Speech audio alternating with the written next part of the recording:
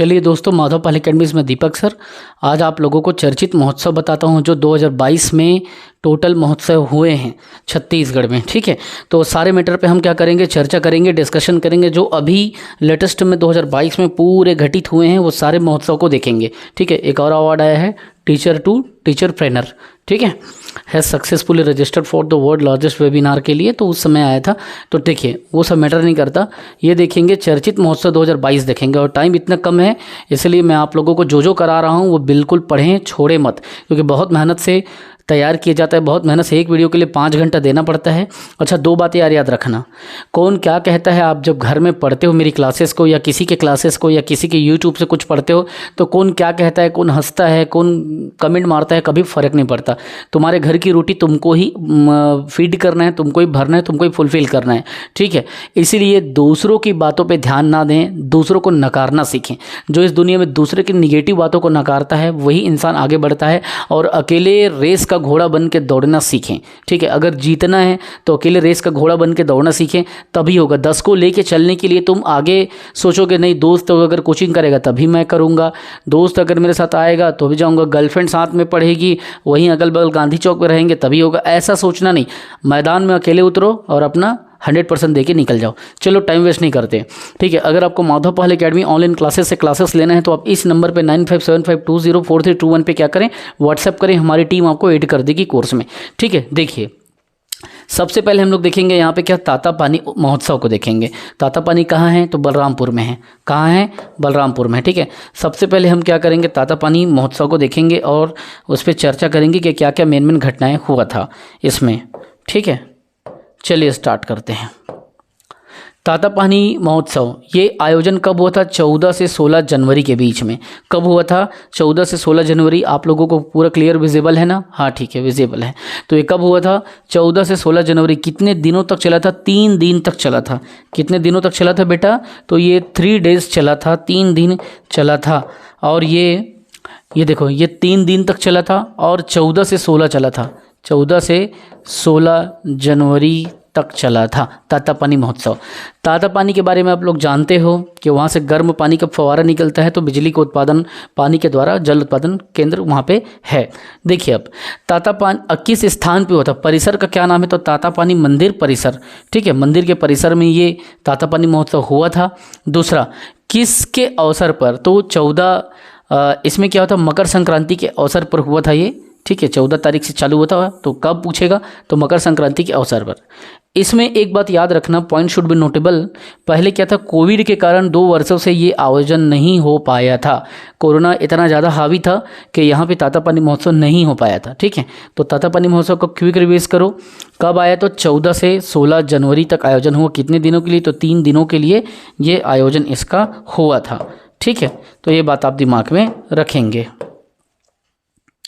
अब देखते हैं हम लोग आगे चलते हैं, कहाँ पे, तो राउतनाचा में लेके मैं आपको चलता हूँ। राउतनाचा के क्या क्या क्वेश्चन पूछे जाते हैं, मोस्ट इंपॉर्टेंट क्वेश्चन है, कृपया अच्छे से करें। राउतनाचा का क्वेश्चन पूछा जाता है। देखिए राउतनाचा का क्वेश्चन को अपन लेके चलते हैं। ये कब स्टार्ट हुआ, 12 नवंबर को। 12 नवंबर को हुआ था राउतनाचा। कहाँ पे, 12 नवंबर को। कहाँ पे हुआ था, बताऊंगा बिलासपुर के बारे में टोटल डिटेल में, क्या क्या पुरस्कार मिला, कैसे मिला, सब अपन देखेंगे। ठीक है, 3 श्रेणियों का यहाँ पे 3 दलों को पुरस्कार दिया गया था, तो अपन देखते हैं। 12 नवंबर 2022 को राउतनाचा महोत्सव हुआ था। ठीक, कहाँ पे, तो बिलासपुर में लाल बहादुर शास्त्री स्कूल में हुआ था। स्कूल परिसर में, स्कूल कैंपस में, लाल बहादुर शास्त्री स्कूल परिसर में ये राउतनाचा प्रोग्राम रखा गया था। इसमें कितने दलों को पुरस्कृत किया गया, तो इसमें 3 दलों को पुरस्कृत किया गया। कितने, 3 दलों को। अब देखना पहला कौन था, दूसरा कौन था, तीसरा कौन था, तो इसमें सबसे ज़्यादा इम्पॉर्टेंट है तो ये। ठीक है, फर्स्ट जो इसमें था वो था धन्नू यादव, कई जगह धन्नू लाल यादव लिखा जाता है। ठीक है, तो धन्नू यादव दल ये जो था ये परसदा बिलासपुर का दल था, इसे पहला पुरस्कार दिया गया। ठीक है, जबकि सेकंड में देखिए इसमें 2 दलों का नाम आता है। सेकंड पुरस्कार में 2 लोगों को मिला करके सेकंड पुरस्कार दिया गया है। सेकंड में तारबहार का गौकरण यादव, तारबहार चौक बिलासपुर जानते हो, तो गौकरण यादव का दल है तारबहार वाला वाला, दूसरा लटुआ का अमरनाथ यादव दल, तो 2 दलों को सेकंड मिला। लेकिन मैं इस पर प्राथमिकता नहीं दूंगा, मैं दूंगा सिर्फ पहले दल को, जिसमें धन्नू यादव दल परसदा बिलासपुर वाले, आपने देखा होगा सिरगिट्टी जब जाते हैं उस रोड में पड़ता है तिफरा के आगे, तो वहाँ पे परसदा दल को धन्नू लाल यादव दल को क्या किया था, पहला पुरस्कार मिला था। दूसरा मैंने बताया तारबहार का गौकरण यादव दल और लटुआ का अमरनाथ यादव। तीसरा है इसमें खमतराई के द्वारिका यादव दल को और भरनी के अजय यादव प्लस सिमगा के डोंगरिया दल, तो 3-3 दलों को इसमें रखा गया था। 3 कैटेगरी का था, पहला कैटेगरी में वो था, दूसरा में 2 लोगों को, तीसरा में 3 लोगों को। बहुत इजी है, पहला में 1, दूसरा में 2, तीसरा में 3। लेकिन आप पहले दल को याद रखना, धन्नू लाल यादव दल को इसको फर्स्ट प्राइज़ दिया गया था ये परसदा में। अब देखते हैं इसके बारे में बात करते हैं, ये कब से प्रारंभ हुआ। तो राउत नाचा महोत्सव जो है वो 1978 से प्रारंभ हुआ था। और मोस्ट आईएमपी क्वेश्चन इतने बार रिपीट हुए हैं कि मैं इसके बारे में क्या बताऊं। कब से ये हुआ था? 1978 से प्रारंभ हुआ था। अब देखेंगे ये 1985 की बात है। 1985 में लाल बहादुर शास्त्री स्कूल मैदान में ये शुरू हुआ था और 1900 तब से अब 1985 से लेकर के 2022 तक का पूरा अभी तक का आयोजन ये हो चुका है यहाँ पे। तो ये 1978 से प्रारंभ भले राउत नाचा हुआ था, लेकिन इस कैंपस में कब से हुआ था? लाल बहादुर शास्त्री के स्कूल के कैंपस में 1985 से लाल बहादुर शास्त्री के स्कूल कैंपस में हुआ था और तब से यहाँ पे हो रहा है। करंट अफेयर का फ़ायदा ये है कि इसे पढ़ना नहीं पड़ता, आप इसको वीडियो को प्ले करके सुनते रहो, याद होते रहता है, रिविज़न करते रहो, यूट्यूब में देखो, बिना स्किप के बिना भगाए देखना, तब ये दिमाग में सीधा बैठेगा, ठीक है, वरना किताब में आप लोग भूल जाओगे, ठीक है। तो मैं रिपीट करता हूँ, राउत नाचा कब हुआ था? 12 नवंबर को। कहाँ पे? लाल बहादुर शास्त्री के स्कूल मैदान में। 3 दलों को पुरस्कृत किया गया। पहला दल था धन्नू यादव परसदा का, ठीक है। ये 1978 में चालू हुआ था राउत नाचा और 1985 में लाल बहादुर शास्त्री मैदान से क्या हुआ था? शुरू हुआ था। तो इतनी बातें आप दिमाग में रखें, ठीक। अगर आपको कोई क्लास लेना है, घर बैठे पढ़ना है, एप्लीकेशन देंगे गूगल प्ले स्टोर से, माधव पहल एकेडमी की एप्लीकेशन डाउनलोड करें और माधव पहल एकेडमी के ऑनलाइन क्लासेस को आप क्या करें, इस नंबर पे स्क्रीनशॉट करके आप पेमेंट करके फ़ीस को आप क्लास में आपको इनरोल कर दिया जाएगा। जो भी फीस की जानकारी है इसमें व्हाट्सअप करें 9575204321, आपको जानकारी मिल जाएगी। बस कोशिश ये करना बेटा, बहाने हावी ना होने देना, बहाने मत मारना, क्योंकि तुम्हारे डेवलपमेंट का सबसे बड़ा जो दुश्मन है वो तुम्हारा बहाना मारना है, ठीक। अब देखते हैं हम लोग छत्तीसगढ़ युवा महोत्सव। छत्तीसगढ़ युवा महोत्सव, छत्तीसगढ़ युवा महोत्सव को पढ़ते हैं और इसमें हम लोग स्टडी करने की कोशिश करते हैं कि इसमें क्या पूछा जा सकता है, ठीक है। देखिए, मैंने छत्तीसगढ़ युवा महोत्सव का कुछ डाटा आपके लिए रखा है। मैं जो बताऊंगा उसके अलावा कुछ पढ़ना मत, और जो मैं बताऊंगा उसको छोड़ना मत। देखिए, ये कब से चालू हुआ था, तो आप लोगों को पता है कि 12 जनवरी को हम लोग युवा दिवस मनाते हैं, ठीक है। तो 12 से 14, 12, 13, 14 3 दिन तक ये चला था। 12 जनवरी से 14 जनवरी तक 3 दिनों तक। लेकिन याद रखना, ये जो युवा महोत्सव है, युवा महोत्सव की अलग अलग कैटेगरी थी। विकास खंड की अलग थी, संभाग की अलग थी, जिला की अलग थी। हम यहाँ पे कर रहे हैं राज्य के स्तर की चर्चा, ठीक है। राज्य के स्तर के, राज्य में जो युवा महोत्सव हुआ हम उसकी बात कर रहे हैं। 3 दिन तक चला था छत्तीसगढ़ युवा महोत्सव 2022। तो ये राज्य के स्तर की बात कर रहा हूँ, 12 से 14 जनवरी 3 दिनों तक। अब कहाँ पे चला? तो ये रायपुर के साइंस कॉलेज में या विज्ञान महाविद्यालय में ये हुआ था। कहाँ पे हुआ छत्तीसगढ़ युवा महोत्सव? तो छत्तीसगढ़ युवा महोत्सव साइंस कॉलेज रायपुर में हुआ था, याद रखेंगे, ठीक। अच्छा, किस विभाग ने इसे कराया था? तो विभाग भी आप दिमाग में रखेंगे क्योंकि विभाग को पूछे जाते हैं।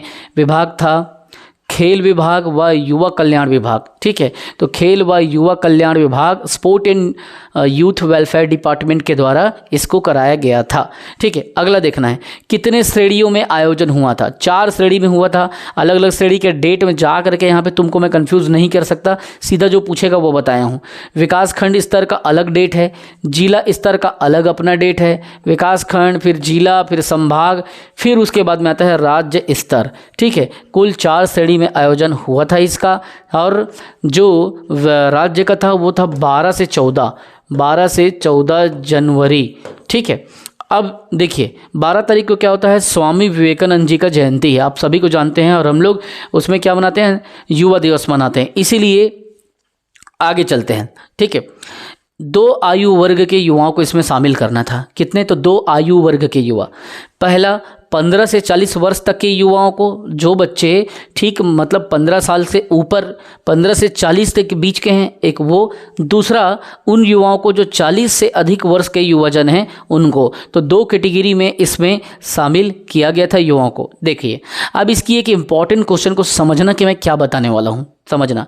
भूपेश बघेल जी ने 2021 में आदिवासी नृत्य के समापन के समय पे, जब यहाँ पे साइंस कॉलेज मैदान पे आदिवासी नृत्य का आयोजन हो रहा था, तो वहाँ के समापन के समय पे उन्होंने विवेकानंद जी के जयंती के अवसर पर युवा महोत्सव को आयोजन करने की घोषणा कर दी थी। और उन्होंने कहा था कि 12 से 14 जनवरी तक के बीच में हम इसको मनाएंगे, और उन्हें 12 से 14 को मनाया। और ये एक साल पहले 2021 में घोषणा हुआ था और 2022 में उन्होंने मना के दिया। ठीक है, तो हमारे मुखिया जी का ये पूरा काम आपको याद रखना है, इससे क्वेश्चन जरूर आएगा। ठीक, अब आगे चलते हैं हम लोग। वीर नारायण सिंह स्मृति राज्य स्तरीय आदिवासी है, यहाँ पे अपन चलते हैं आदिवासी लोक कला महोत्सव। ठीक है, तो इससे क्या क्वेश्चन पूछे जा सकते हैं वो भी मैं बता रहा हूँ, बशर्ते आपको ध्यान देना है। इसमें क्या बातें ध्यान देने योग्य होगी, देखो समझो। ये वीर नारायण सिंह के बारे में आप लोग जान रहे हो, सोना खान के जमींदार थे।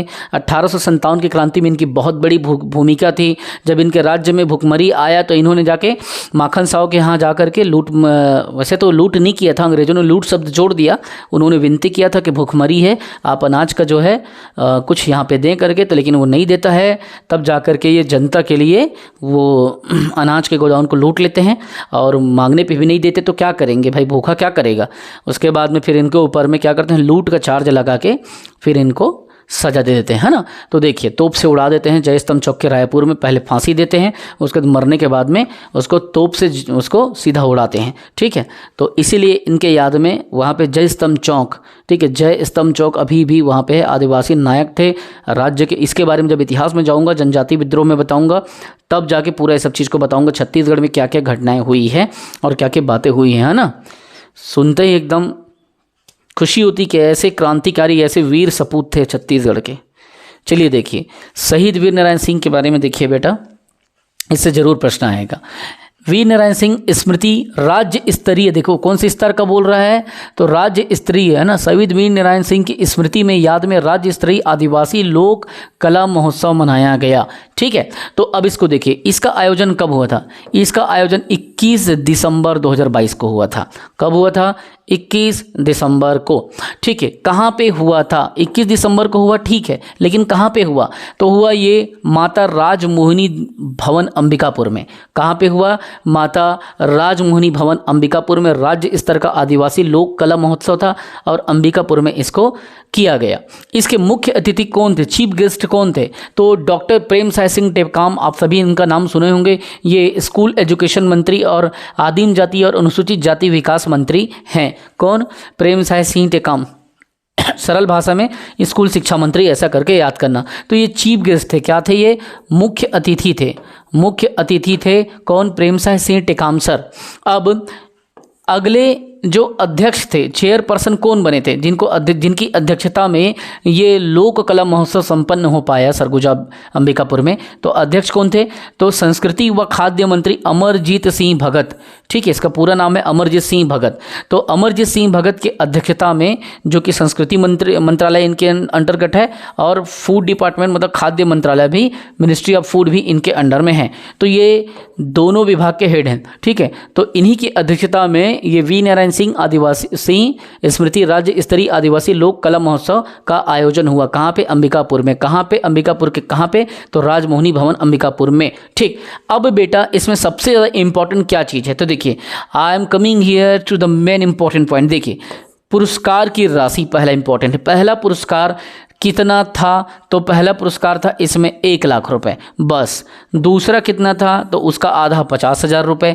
तीसरा था 25,000 रुपये। लेकिन इन सब में इम्पोर्टेंट क्या है? तो ये 21 दिसंबर को मनाया गया था। 21 दिसंबर 2022 को मनाया गया था, ये सबसे इम्पोर्टेंट है। ठीक है, किस स्थल पे मनाया गया? तो राजमोहिनी भवन में मनाया गया था। क्लियर? चलिए आगे चलते हैं। अगर आपको इसकी पीडीएफ चाहिए तो आप माधव पहल एकेडमी का एप्लीकेशन गूगल प्ले स्टोर से डाउनलोड कर लें। मैंने इस वीडियो के लिंक में नीचे भी दिया है, पीडीएफ एप्लीकेशन का लिंक दिया है। ऐप आप डाउनलोड करें और ऐप डाउनलोड करने के बाद में एज ए स्टूडेंट लॉगिन करना, एज ए पेरेंट मत करना, वरना आपको पीडीएफ नहीं मिलेगा। एज ए स्टूडेंट को क्लिक करना, पेरेंट्स में क्लिक मत करना, और उसके बाद में आपको सारा पीडीएफ इसका हर दिन मैं छत्तीसगढ़ का करंट अफेयर का पीडीएफ दे रहा हूँ। इतना बिजी शेड्यूल होने के बाद भी आपके लिए काम कर रहा हूँ। एक पीडीएफ बनाने में मेरे को पूरा स्टडी करना पड़ता है, डेटा कलेक्शन जो करके रखा हूँ उसको जमाना पड़ता है। 4 घंटा 5 घंटा लगता है एक वीडियो में। पीडीएफ बनाओ, फिर क्लासेस लो, फिर एडिटिंग करो, कंप्रेस करो, फिर यूट्यूब में डालो, थंबनेल लिखो, डिस्क्रिप्शन लिखो, टाइटल लिखो, तब जाके एक वीडियो अपलोड हो पाता है। इतनी परिश्रम और शिद्दत के साथ आपके लिए हम लोग जूझते हैं, और आप लोगों का सही पॉजिटिव रिप्लाई नहीं आता, सही कमेंट्स नहीं आता, तो बहुत तकलीफ होता है। लेकिन कोई बात नहीं, ये मैं उन बच्चों के लिए कर रहा हूँ जिन्होंने मुझे रिक्वेस्ट किया था कि सर आप इसको करें। कोई देखे, उनको अच्छा लगे तो देख ले, जिनको अच्छा ना लगे वो मत देखें। मुझे कोई फ़र्क नहीं पड़ता, क्योंकि आपके कैरियर का नुकसान होगा। अगर आप पढ़ते हो तो मुझे खुशी होगी, क्योंकि आपको इससे लाभ होगा। मैं चाहता हूं कि सबको डेवलपमेंट मिल सके, सबको सही नॉलेज और सही डेटा मिल सके जो उसके परीक्षा में क्या है काम आए। चलिए, अगर आपको कोई क्लास लेना है तो आप इस नंबर पर कॉल कर लेना। अब मैं आपको जगार महोत्सव के बारे में बताऊँगा, ठीक है। जगार महोत्सव के बारे में बताऊँगा पूरा। ये आयोजन कहाँ पे हुआ था, तो ये आयोजन के बारे में बताऊंगा। आयोजन हुआ था ये पंडरी, आप जानते हैं पंडरी मार्केट रायपुर, तो वहाँ आयोजन हुआ था। और कब, तो 10 से 19 जून तक, कुल 10 दिनों, 10 से 19 जून मतलब टोटल 10 दिन तक ये चला था पंडरी में। पंडरी है रायपुर में, कपड़ा मार्केट आपने देखा होगा। अब इसके बारे में अपन चर्चा करते हैं, ठीक है। जगार महोत्सव में क्या क्या बातें आई थी, क्या क्या पुरस्कार दिया गया था जगार महोत्सव में, देखिए। ये कुल 10 दिन चला। पहला बात आप याद रखेंगे, कहाँ पे चला, तो पंडरी में हुआ। कहाँ पे, पंडरी रायपुर में हुआ, ठीक। और अगर आपको तारीख पूछ दे तो तारीख आप बता देना कि ये 10 से 19 जून तक चला था। 10 से 19 जून तक ये चला था। ये बातें आप उनके दिमाग में डाल देना, ठीक है। तो ये बातें आप उनके दिमाग में, नॉलेज में डालेंगे, तब वो चीज़ें बैठेगा। अब देखिए, राज्य के अलावा कितने राज्यों के कितने स्टॉल यहाँ पे लगाए गए थे। इस जगार में स्टॉल लगाया गया था कि जो लोकल हैंडक्राफ्ट होता है, जो हस्तशिल्पी होती है, ठीक है, जैसे कि बहुत सारा घड़वा कला या आपका गोदना इत्यादि चीज़ों से जो चीज़ें होती है, वहाँ पे वो सब स्टॉल लगा था, दुकान लगाया गया था लोकल लोगों के अलावा, और दूसरे देशी हस्तशिल्पियों का स्टॉल लगा था, ठीक है। तो राज्य के अलावा कितने राज्यों से, तो 12 राज्यों से इसमें लोग आए थे, जिसमें कुल 140 हस्तशिल्पियों ने क्या किया था, अपना दुकान या स्टॉल लगाया था, और अपनी लोकल चीज़ों को बेचने के लिए, क्रय विक्रय करने के लिए वहाँ पे वो बैठे थे, ठीक। केंद्रीय पंडरी में, रायपुर में। यहाँ 2020-21 के राज्य स्तरीय पुरस्कार भी प्रदान किए। लेकिन एक बात और क्लियर करना चाहता हूँ, 2020-21 के अलावा 2019-20 भी पुरस्कार दिए हैं, लेकिन मैं उधर नहीं ले जा रहा हूँ, क्योंकि जो लेटेस्ट है 2021 का, 20-21 का, वो 22 में पूछा जाएगा, 22 के पीएससी में, जो कि 23 में होगा, ठीक है। तो इसीलिए लेटेस्ट डेटा को मैं बता रहा हूँ आपको। तो यहाँ पर पुरस्कार भी दिया गया, कौन कौन सा, देखिए। पहला पुरस्कार इसको ढोकरा शिल्पकार को दिया गया था। ढोकरा कला के लिए जानकार और अच्छा, मतलब प्रख्यात, और समझ लो अच्छे नॉलेज वाले, इनके पकड़ इनका अच्छा था ढोकरा कला में।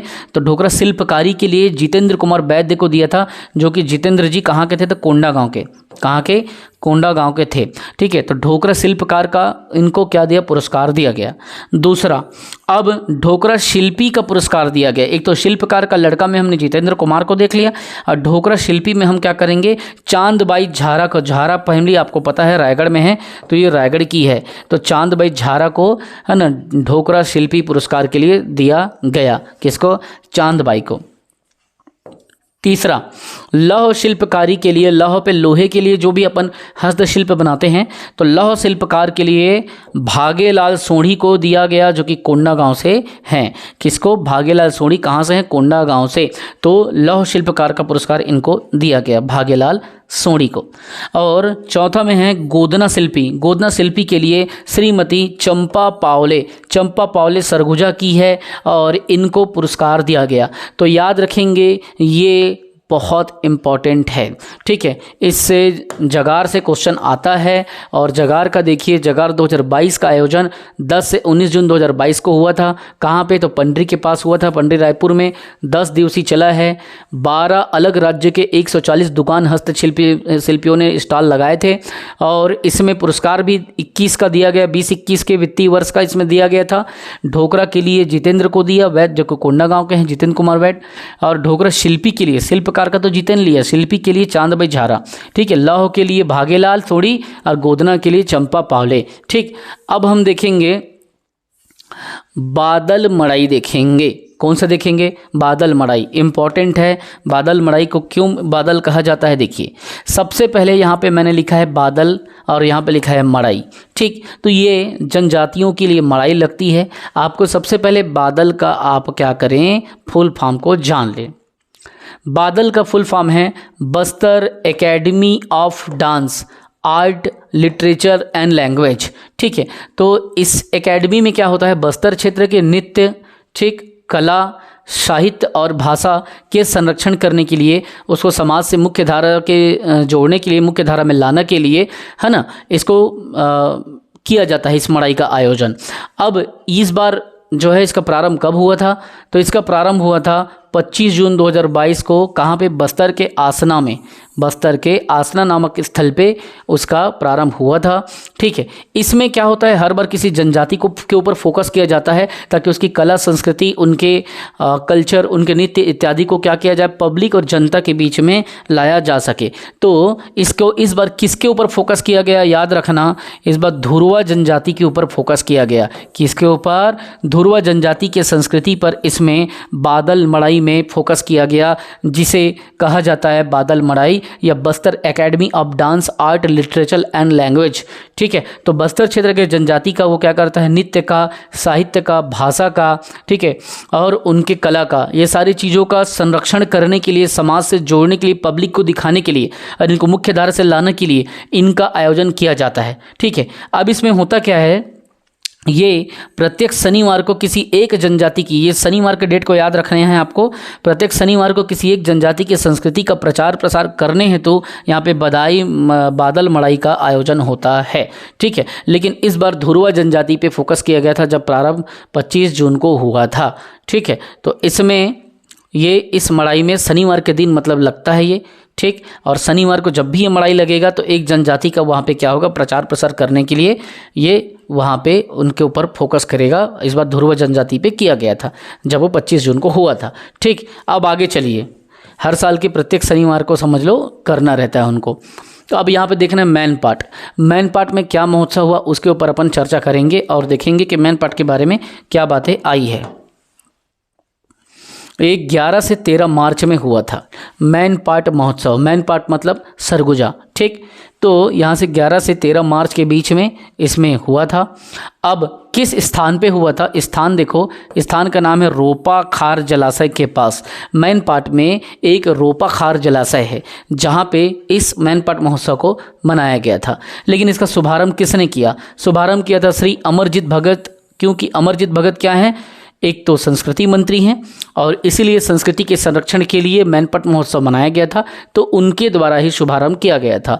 ठीक, अब 2022 में यहाँ पे क्या हुआ, एक स्पेशल चीज़ था कि कुश्ती प्रतियोगिता हुआ था। अगर तुमसे पूछा जाए कि मैनपाट के महोत्सव में क्या प्रतियोगिता का आयोजन हुआ, तो इसमें कुश्ती प्रतियोगिता का आयोजन हुआ था। ठीक, और अंबिकापुर में उसी समय पे जब ये मैनपाट महोत्सव हुआ तो दो चीज़ें की घोषणा हुई थी। पहला, एक तो सीमाट लगाने की बात आई थी, ठीक है, और सुहाग गोठान है वहाँ पे एसिड बनाने की जो इकाई है, यूनिट, उसको लगाई गई थी। तो ये दो डिसीजन वहाँ पे इम्प्लीमेंट हुआ था।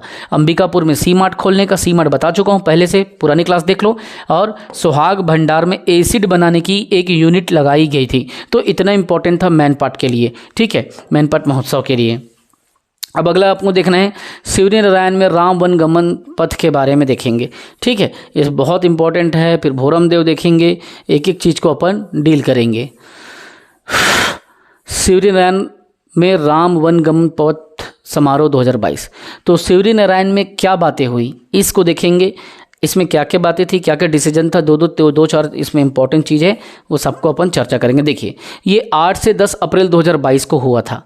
सिवरीनैन में राम वन गमन पथ समारोह जो योजना है इसके लिए प्रोग्राम हुआ था 8 से 10 अप्रैल 2022, 3 दिन तक, 8, 9, 10, 3 दिन तक। इसका लोकार्पण किसने किया था? तो इसका लोकार्पण रामनवमी के अवसर पे हुआ था।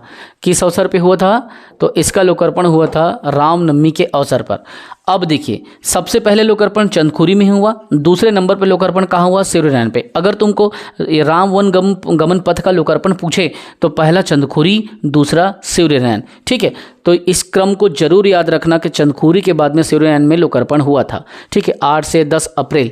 अब देखना ये रामनवमी के अवसर को भी क्वेश्चन पूछेगा, ये यहाँ पे भी गलती नहीं करोगे, रामनवमी के अवसर को भी दिमाग में रखना। अब देखिए यहाँ पे 2 इंपॉर्टेंट बात और बताता हूँ तुमको मैं कि ये टोटल कितने स्थानों का सिलेक्शन हुआ है? 75 रामायण काल के स्थान को सिलेक्शन हुआ है, जिसमें से 9 स्थानों पर हमने क्या किया, इंफ्रास्ट्रक्चर या अधोसंरचना विकास कार्य प्रारंभ हो गए हैं, या उसका जीर्णोद्धार या उसका सौंदर्यीकरण करना चालू हो गया है। तो कितना? 75 स्थानों का राम वन गमन पथ में सिलेक्शन हुआ था, जिसमें से 9 स्थानों पर काम चालू हो चुके हैं। ठीक है, अब जब इसके अधोसंरचना या जीर्णोद्धार का काम किया जा रहा है तो टोटल इस राम वन गमन पथ का लंबाई कितना है? तो लंबाई है 2260 किलोमीटर। कितना? 2260 किलोमीटर, मतलब 2260 किलोमीटर ये इसकी क्या है? लंबाई है राम वन गमन पथ योजना की। ठीक, अब आगे चलते हैं भोरम देव महोत्सव। भोरम देव महोत्सव के बारे में भी देखते हैं, पूरी चीज़ों को डील करेंगे, है ना। जो 3 इसमें इंपॉर्टेंट डाटा है मैं उसको यहाँ पे लाया हूँ। ठीक है, बहुत मेहनत करके मैं आपके लिए क्लास बनाता हूँ, बहुत मेहनत करके लिए मैं पीडीएफ बनाता हूँ, और एक पीडीएफ को, एक पीपीटी को बनाने में कितना समय लग जाता है आप तो जान रहे हो। 5 घंटे देना पड़ता है एक क्लास के पीछे। तो प्लीज़ अगर आपको मेरा एफर्ट अच्छा लग रहा है तो चैनल को सपोर्ट करें, लाइक शेयर सब्सक्राइब करें और अपना कमेंट करके उपस्थिति जरूर दर्शाएँ, ताकि फ्यूचर में जब भी आप मुझसे एजुकेशन से रिलेटेड कोई क्वेश्चन पूछें या मुझसे कोई कोर्स लें या मुझसे कनेक्टेड हों, तब मुझे पता चले कि आप मेरे पुराने ऑडियंस हो और आपको सही दर पे, सही फीस पे, कम से कम फीस पे आपको बैठा के मैं तैयारी करा सकूं। ठीक है, अब देखते हैं अपन भोरम देव महोत्सव। भोरम देव महोत्सव का सबसे ज़्यादा इंपॉर्टेंट क्या है मालूम है? कि ये इस बार जब वो तो ये 26वें नंबर का था, 26वें क्रम का था, ये क्रम को याद रखेंगे। दूसरा, ये कहाँ पे हुआ? तो भोरम देव मंदिर को आप लोग जान रहे हो। भोरम देव मंदिर के बारे में आप लोगों को पता है कि वो स्थापत्य और कला का बहुत अच्छा उदाहरण है ना। बहुत सारी चीज़ें जब मैं मंदिर में जाऊंगा तो पूरा मैं बता दूंगा, टेंशन का कोई ज़रूरत नहीं है भोरम देव मंदिर के बारे में, है ना।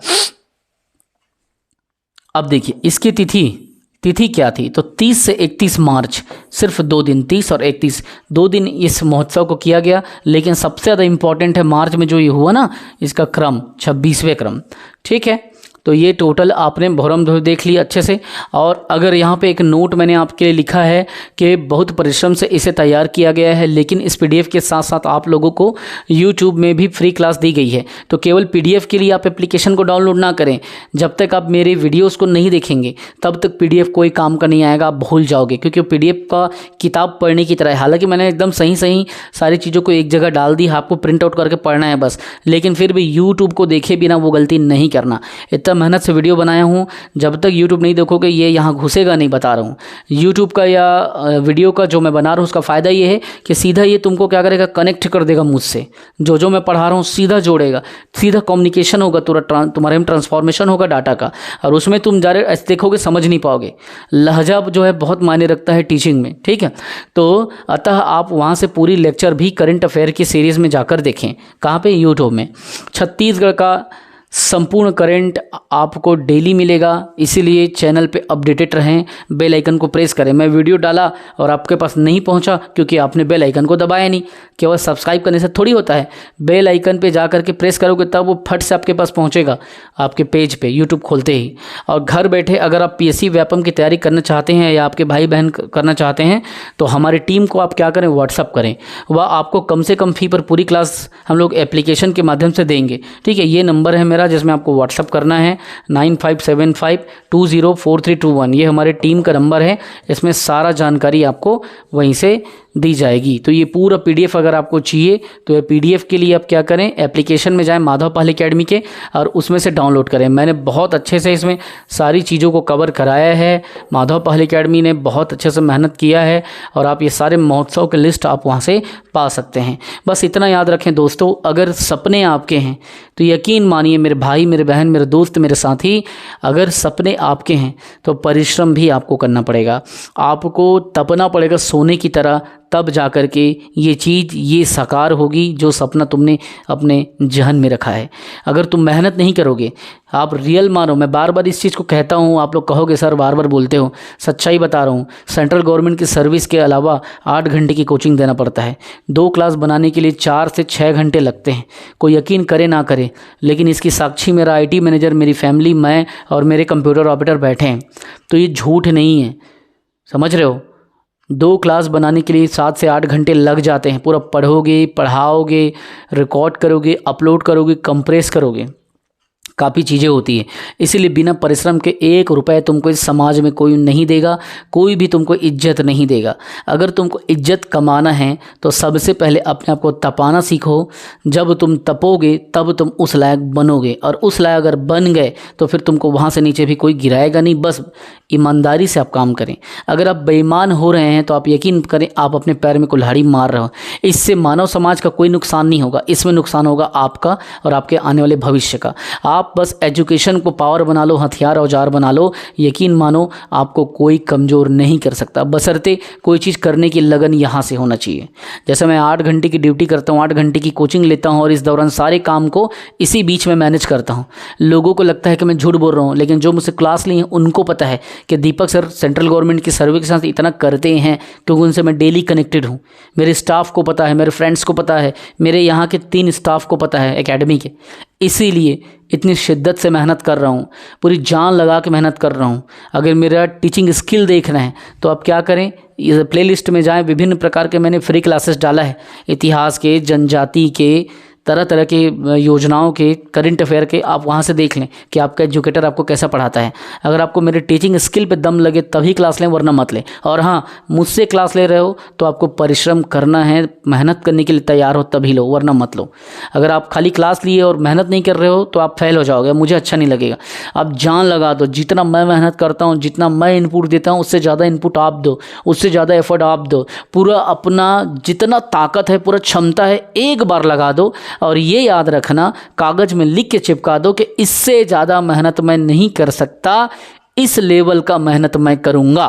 ये लिख के चिपका दो, सीधा सीधा तुम्हारे माइंड में सेट रहे कि मैं इससे ज़्यादा मेहनत नहीं कर सकता, ये मेरी आखिरी बिंदु है मेहनत करने की। जिस तरह से हमको पता चल जाता है कि इससे ज़्यादा तो मैं नहीं खा सकता, वरना मेरे पेट में तबीयत खराब होगी या पेट में दर्द होगा, उसी तरीके से तुम जान लगा दो, लेकिन जाने मत दो।